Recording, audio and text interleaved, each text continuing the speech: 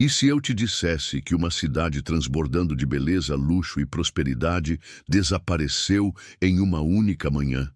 Eles tinham tudo: riqueza, poder, terras férteis e a liberdade de fazer o que quisessem. Mas por trás do luxo havia um povo tão corrupto que seus clamores chegaram aos céus. E Deus desceu, não com um exército, não com um dilúvio, mas com fogo. Esta não é apenas uma história de destruição. É uma história de julgamento, misericórdia, de aviso e de um homem que ousou perguntar a Deus: Tu realmente destruirás os justos com os ímpios? Mas antes que o fogo caísse, antes que o céu se transformasse em chamas, os céus ouviram. Deus se lembrou de Abraão e, em misericórdia, ele tirou uma família do fogo. Uma história de destruição, sim, mas também uma história de esperança para aqueles que confiam na misericórdia de Deus. Esta é a história de Sodoma e Gomorra. Há muito tempo, nas antigas terras de Canaã, duas cidades se erguiam no Vale do Jordão, Sodoma e Gomorra. Férteis e ricas, as cidades eram exuberantes, como o jardim do Senhor, cheias de vida e abundância. E os viajantes falavam de seu luxo, mas sob suas riquezas e beleza, a escuridão se alastrava. Eram cidades sem temor a Deus. Seu povo se desviou da retidão e da justiça. Violência, orgulho e crueldade tornaram-se seu modo de vida. Suas ruas ecoavam com zombaria e luxúria, não com cânticos de louvor. Eles rejeitavam o estrangeiro. Eles oprimiam os indefesos. Eles se deleitavam no pecado e o chamavam de liberdade. O profeta Ezequiel escreveria mais tarde sobre elas. Ora, este foi o pecado de sua irmã Sodoma. Ela e suas filhas eram arrogantes, superalimentadas e despreocupadas. Elas não ajudavam os pobres e necessitados. Eram altivas e fizeram coisas detestáveis diante de mim. Portanto, eu as eliminei, como você viu. Até os anjos no céu ouviram os clamores, a dor, a injustiça, a opressão. E então Yahweh desceu para ver por si mesmo. Numa tarde quente, Abraão estava sentado à entrada de sua tenda nos carvalhais de Manre. Ao olhar para cima, ele viu 3 homens parados por perto. Estes não eram viajantes comuns, eram mensageiros do céu. Um era o próprio Senhor em forma humana. Os outros 2 eram anjos. Abraão levantou-se instantaneamente, como se algo em seu espírito soubesse que aqueles não eram viajantes comuns. Ele correu para encontrá-los e curvou-se até o chão e disse: Meu Senhor, se achei favor aos teus olhos, não passes adiante de teu servo, que se traga um pouco de água, para que todos laveis os vossos pés e descanseis debaixo desta árvore.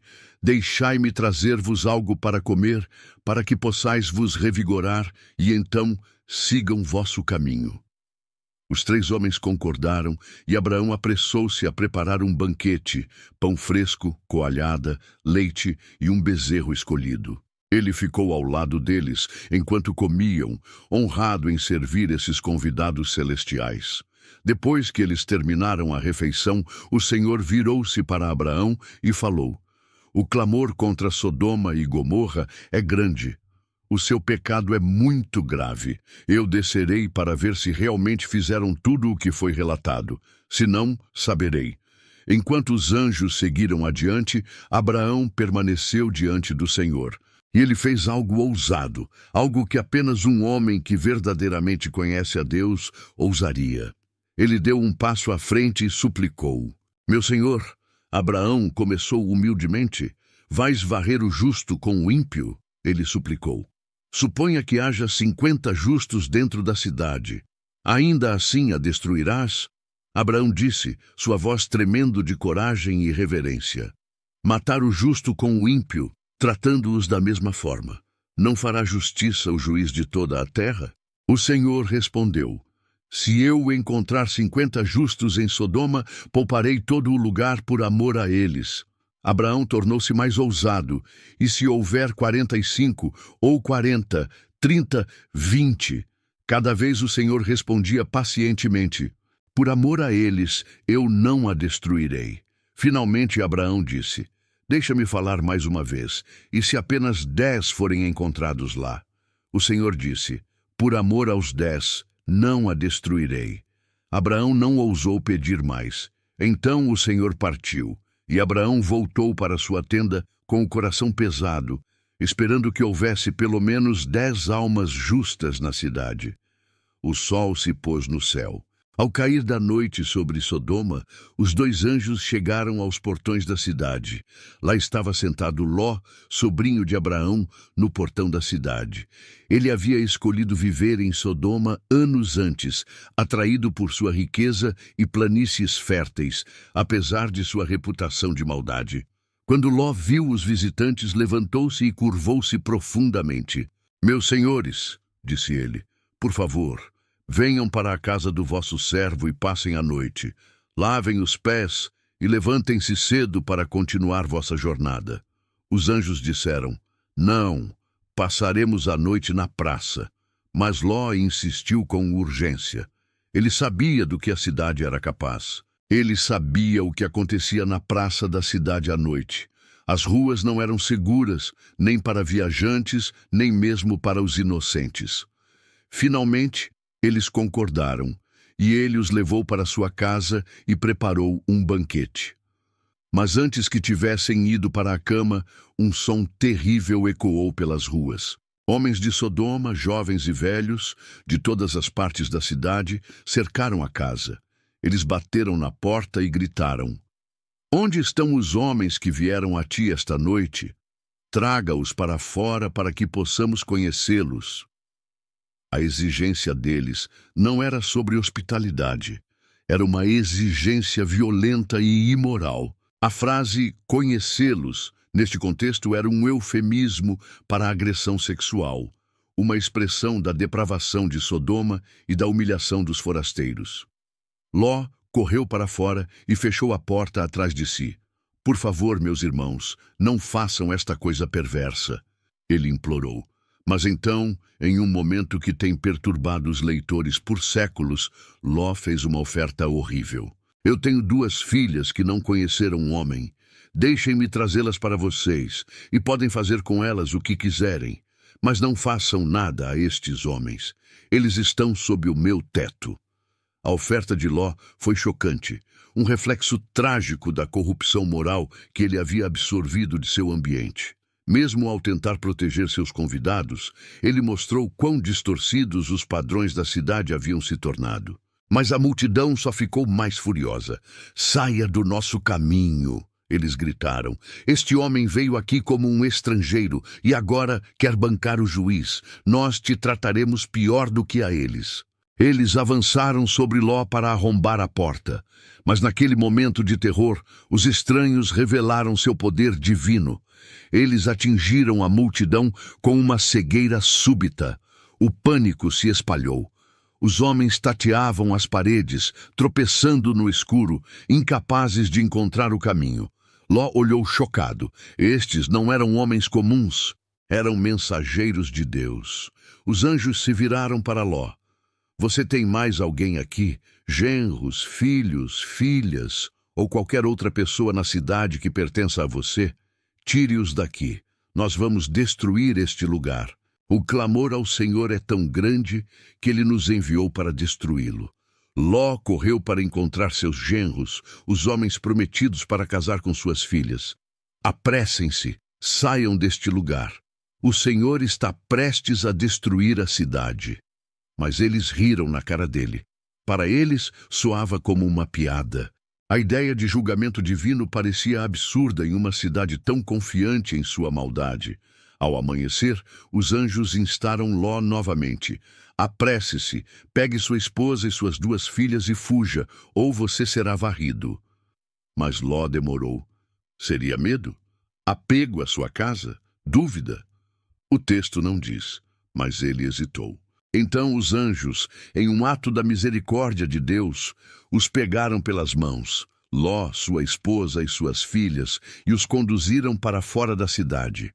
O Senhor teve misericórdia deles, não porque fossem justos, mas porque ele se lembrou da súplica de Abraão. Uma vez fora, um dos anjos disse: corram por suas vidas, não olhem para trás e não parem na planície.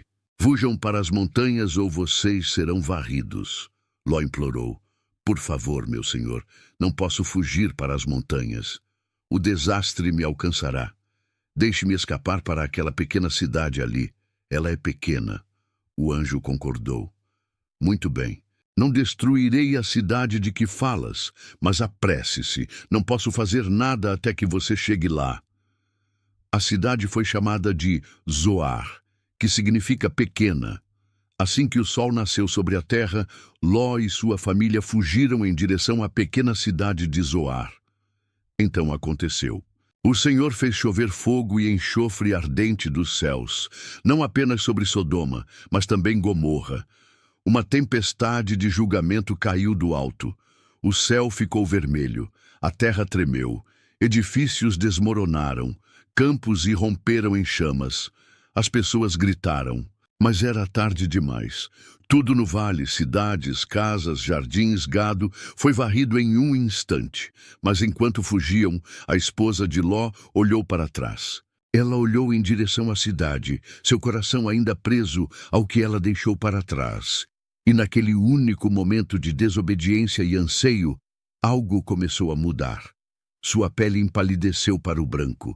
Finos grãos se espalharam por suas bochechas como uma geada súbita. Seus braços enrijeceram, seus pés ficaram pesados, enraizados no chão. Então, de uma só vez, ela se tornou um pilar de sal. A misericórdia de Deus os havia tirado do fogo. Mas olhar para trás custou-lhe tudo. Mas a história de Ló não terminou em Zoar. Com medo de permanecer na cidade, ele fugiu com suas 2 filhas para as montanhas. Lá, eles se esconderam em uma caverna, isolados e desamparados. Ali, uma história triste e distorcida se seguiu. Pensando que nenhum homem viria a elas, as filhas de Ló, criadas na imundície moral de Sodoma, embebedaram seu pai, e cada uma gerou um filho dele. Os filhos nascidos deles se tornariam os Moabitas e os Amonitas, nações nascidas no pecado, nações que mais tarde se oporiam a Israel. A história de Sodoma e Gomorra ecoou através das gerações. Os profetas falaram dela, o próprio Jesus se referiu a ela. As cidades se tornaram um símbolo da justiça divina, não apenas pela maldade, mas por um povo que rejeitou os caminhos de Deus e oprimiu os inocentes. Se você se surpreendeu com a história de Ló e o julgamento de Sodoma e Gomorra, imagine o poder e a misericórdia de Deus em ação. Histórias como essa nos lembram da importância de obedecer, confiar e permanecer fiéis. Não se esqueça de deixar seu like, compartilhar este vídeo com amigos e familiares e se inscrever no canal para mais relatos bíblicos e lições inspiradoras. Ative o sininho para não perder nenhum conteúdo e continue explorando essas histórias que atravessam gerações.